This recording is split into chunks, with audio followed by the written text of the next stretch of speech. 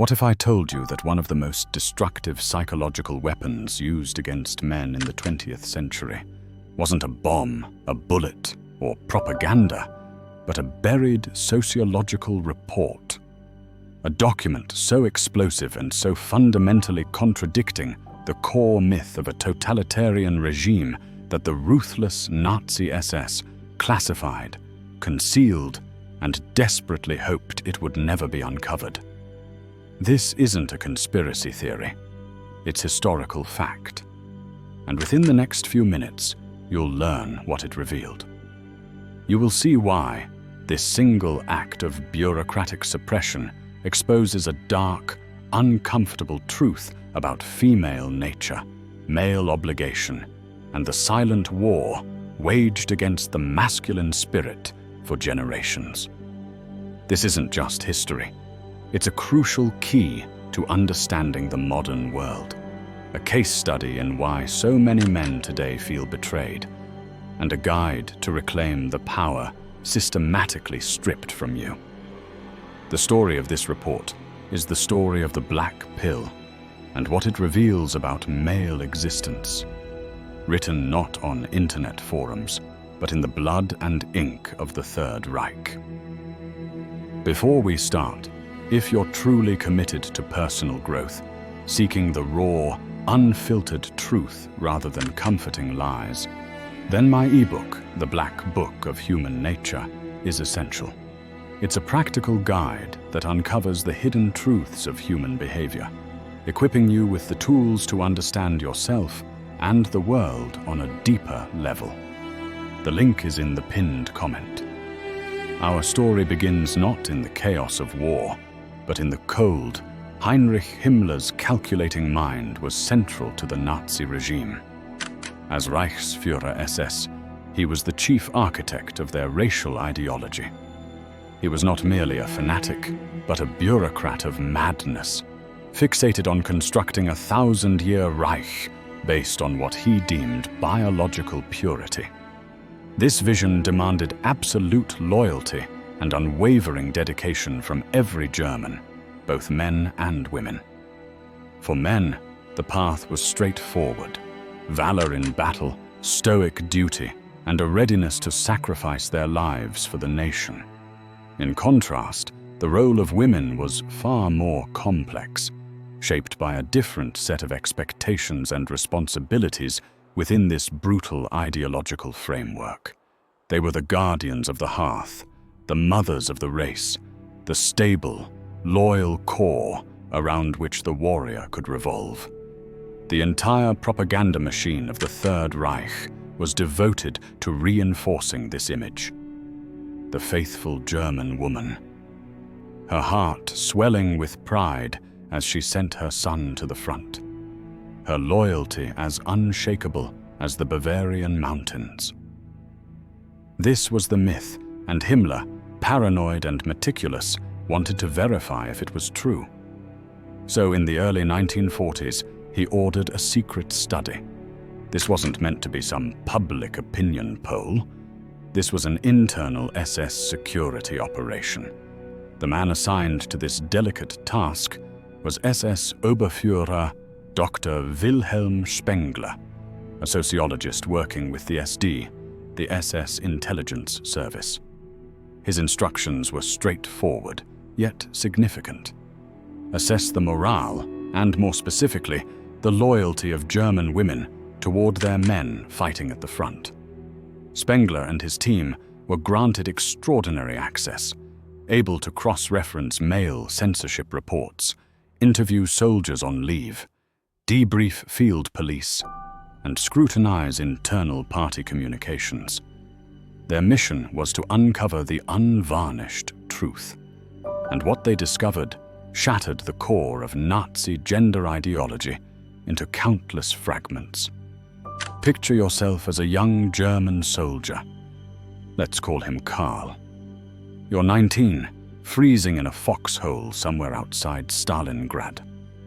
The world around you has narrowed to mud, fear, and the relentless roar of artillery. The only thing that keeps you connected to your humanity, the sole link to the world you once knew, are the letters from home, especially those from your sweetheart, Anna. You met before the war began, and you promised to wait for each other, no matter what. Her letters are filled with stories of her work at the factory, how much she misses you, and how proud she is. You carry her photograph, its edges worn from constant handling. It's your talisman against the horror. Now imagine the mail call. You receive a letter, but it's not from Anna. It's from your mother. Her words are hesitant, cautious. She mentions that Anna has been seen often with a French prisoner of war assigned to a local work detail. Then she adds that Anna has moved in with a high-ranking party Nazi official, a man in his 40s, burdened by a heart condition that kept him safely out of the war, clutched a letter. It ended with, "I'm so sorry, my son. Be strong." In that moment, the foxhole felt not just cold, but like a tomb. His reason for surviving, for fighting, seemed to vanish. What was he dying for?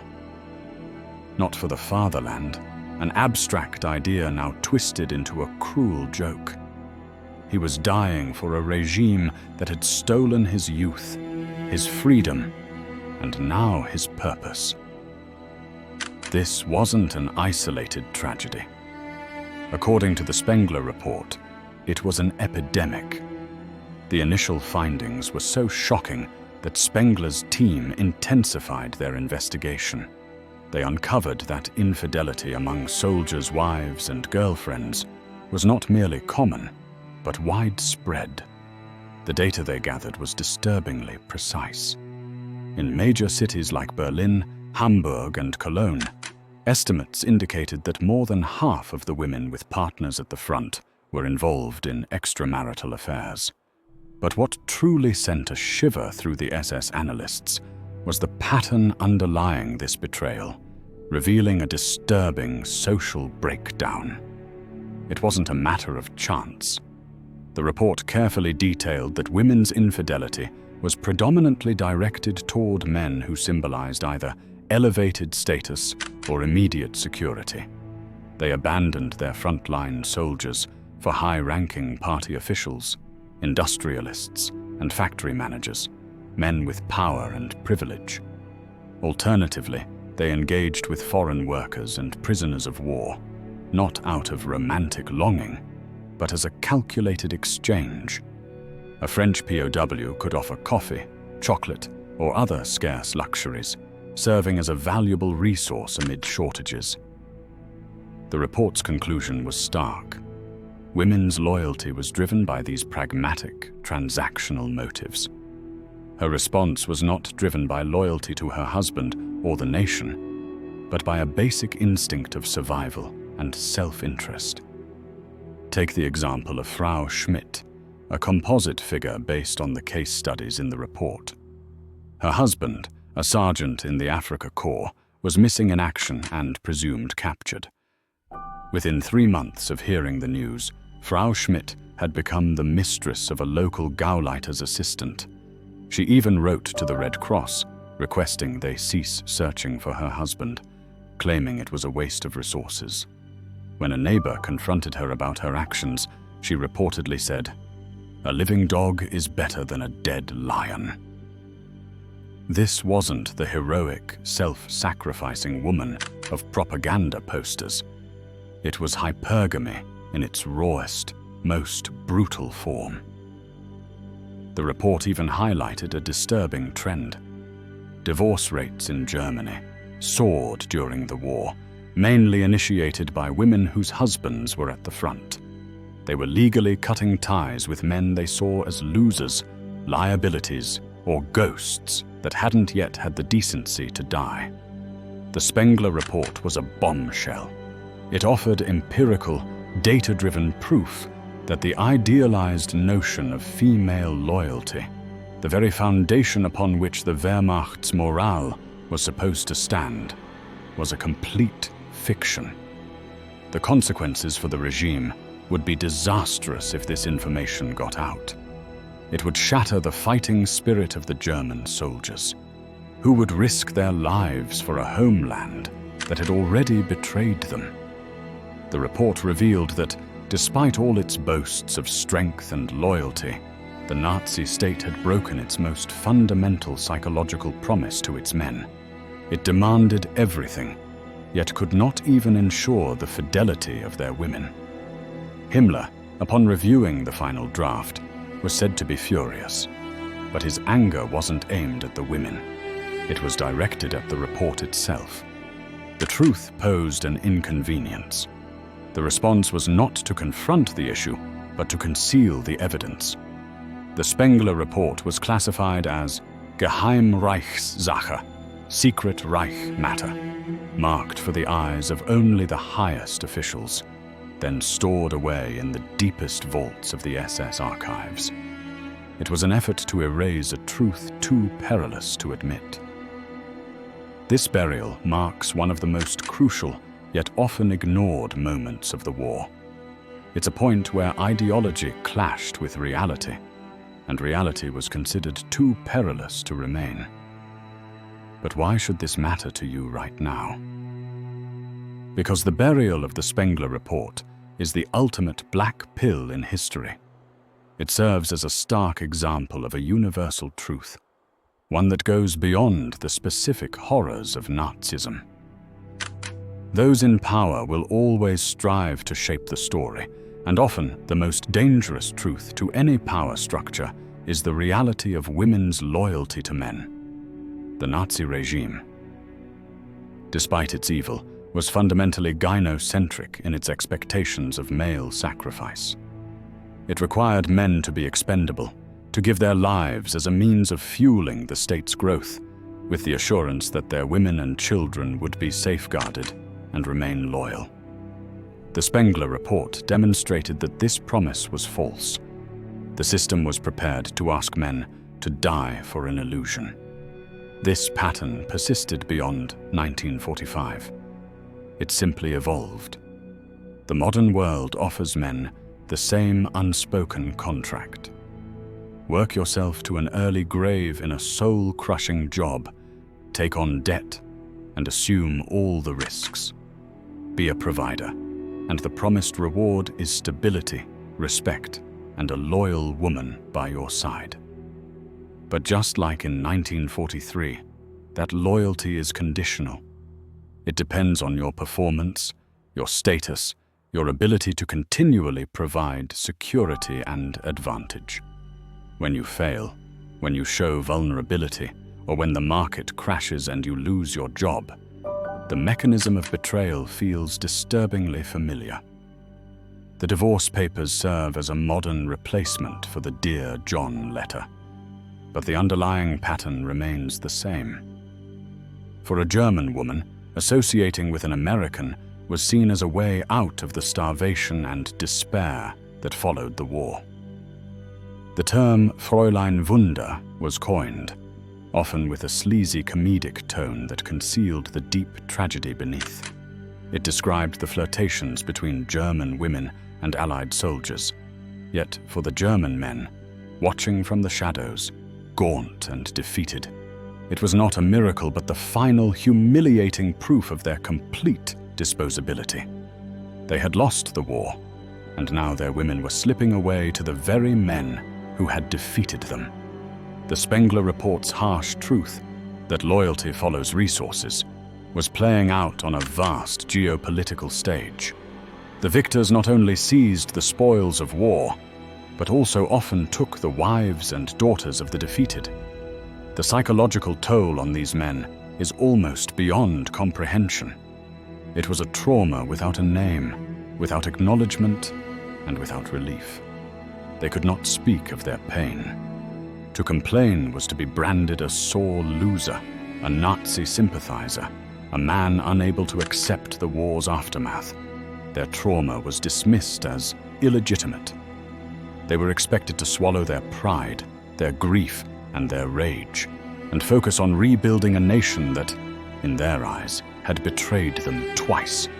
First by sending them to a pointless war, then by discarding them upon their return. This left a generation of silent, hollow men. They became the stoic, emotionally distant fathers and grandfathers of the German Wirtschaftswunder, embodying resilience through emotional restraint. The economic miracle. They channeled all their unspoken anguish into their work, constructing the factories and offices of the new Germany while their inner worlds remained a frozen Stalingrad. The male spirit was not shattered on the battlefield. It was systematically dismantled in the quiet treachery of the post-war home. This silent trauma persisted and was inherited. The sons of these men grew up with fathers who were ghosts in their own houses, physically present but emotionally distant, unable to show warmth, quick to anger, and utterly incapable of explaining why. These sons never learned how to be men from their fathers, because their fathers had been psychologically neutered by an unnamed trauma. They inherited a legacy of shame, silence, and a profound, unspoken suspicion of women and the institutions that shielded them.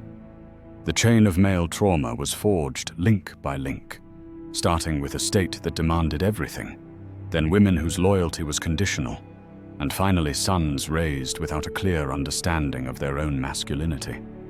This is the true, persistent poison of the buried report. Its suppression guaranteed that the wound would remain uncleaned, untreated, and allowed to fester across generations. The story of the Spengler Report is thus not merely a relic of the past. It serves as the foundational case study for understanding the modern male condition. While the Third Reich's ideology was extreme, the underlying dynamic it revealed is a universal constant. Look at the world today. The modern system offers men the same implicit contract that the Nazi state did, only in a softer, more insidious form. You are not asked to die in a trench, but you are expected to sacrifice your health, your time, your youth, and your spirit on the altar of the corporate ladder. You are told to be a provider, a protector, a stoic rock. The promised reward is a family, a loyal partner, a place of respect. Yet, like the Nazi state, the system is founded on deception. It refuses to confront the dark, uncomfortable truths about human nature that the Spengler Report revealed. It perpetuates a fantasy of unconditional female loyalty, masking the reality behind a veneer of idealism, while constructing a legal and social framework that makes betrayal not just easy, but often incentivized. When a man fails to provide, loses his job, faces a mental health crisis, or shows vulnerability, the mechanisms of disposability activate with the same cold efficiency as a 1944 divorce court. The Dear John letter is now a text message. The new Gauleiter's assistant is the hyper-successful CEO, or the charming new man he encounters at the office. The principle remains the same. Recognizing this is not a descent into misogyny. The initial and most vital step toward authentic masculine empowerment is recognizing the truth. The black pill isn't about harboring hatred for women. It's about perceiving the game in its stark reality, with all its harsh rules. The Spengler Report stands as the definitive black pill resource, offering historical and empirical evidence that the romantic ideals fed to men are ultimately a perilous illusion. True liberation occurs only when you cease playing by rules crafted to ensure your defeat. When you accept that your value isn't determined by your usefulness to a woman or a society that sees you as disposable, you gain freedom. Your focus moves from chasing external approval to strengthening your inner self. Instead of playing the hero in a story others control, you become the author of your own life. The men who endured the post-war silence survived by turning inward. They found comfort not in a society that had cast them aside, but within themselves, forging resilience from their own inner strength. But in the quiet dignity of their own labor, within small communities of other broken men, and through the stoic acceptance of a world they could not alter. Their resilience was grim and uncelebrated. Yet, your journey doesn't have to be so bleak. You possess the advantage of hindsight. The Spengler Report is not a source of despair, but a key, an understanding that the feelings of betrayal, confusion, and anger you experience are not personal failings. They are the rational response of a man awakening to the true nature of the system he was born into. Your duty is not to reconstruct a nation that dismisses your worth. Instead, your focus must be on rebuilding yourself. Forge a purpose that is uniquely yours. Cultivate a strength that does not rely on the approval of others. Build a life that cannot be stripped away by the caprice of circumstance. The darkest truth the Nazis ever concealed was not about women. It was about the system's complete willingness to sacrifice the masculine soul. Understanding that truth is your shield. Persisting despite it is your triumph. The report was hidden to keep this lesson from men. Now that you know, the silence is finally shattered.